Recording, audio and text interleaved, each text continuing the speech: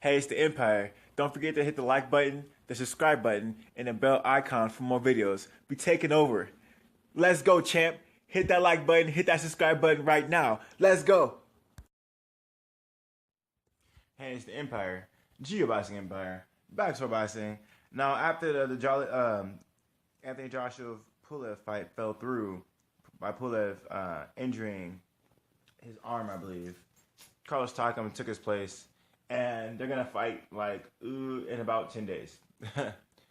Is this too soon for Carlos Takam? Is a week and 4 days enough for Carlos Takam for Anthony Joshua? I don't think so, man. I don't think so.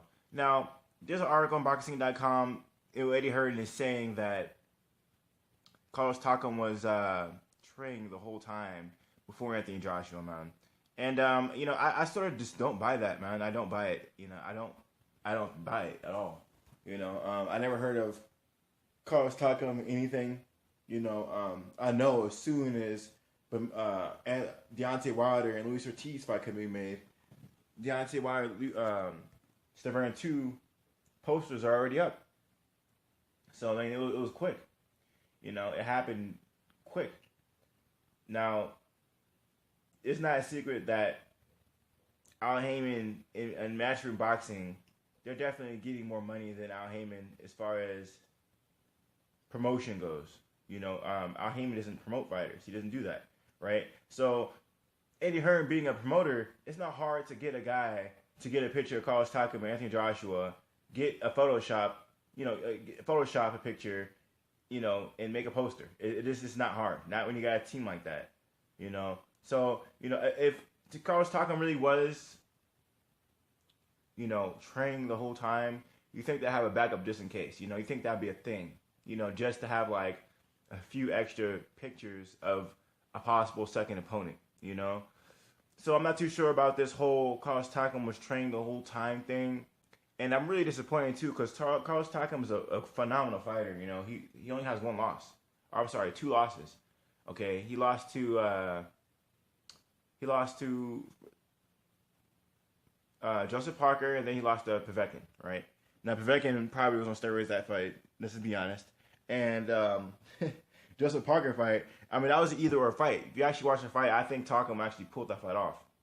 Now, I'm actually disappointed because this is actually a really good fight, But off a 2-week notice, I'm not sure if this fight could be as good as it was, if it was a full training camp.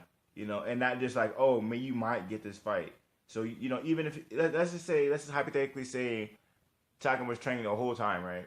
Okay, but the fact of the matter is he wasn't guaranteed the fight. So how hard would he really be training? You could be training, but you're second in line. And, Pulev wasn't guaranteed out until recently.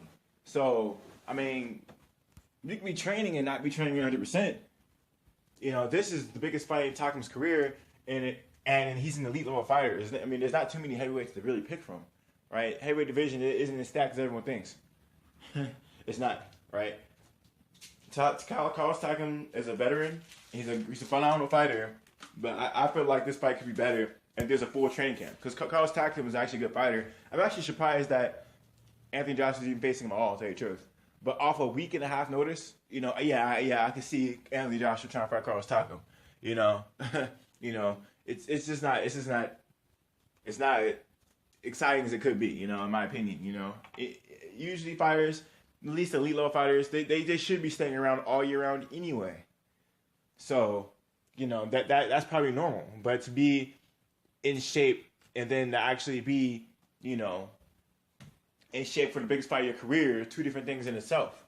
I know Carlos Takam wasn't getting sparring partners in and paying them tens of thousands of dollars for training, because that's usually happens when you have a camp. You get sparring partners, you pay them a lot of money because you're gonna have a camp soon for the best fighter in the world. Carlos Takam probably didn't do any of that, man. He's probably had a training camp just to stay in shape, probably working his cardio, basic boxing skills, nothing incredible, mediocre training camp at best. I mean, he's just staying in shape. He didn't have anything scheduled, so it's just like he had nothing scheduled for the year. So to have Takam in fighting shape, it's just beyond me, man. It's beyond me. I think this is sort of It's a cheap move from Anthony Joshua, man.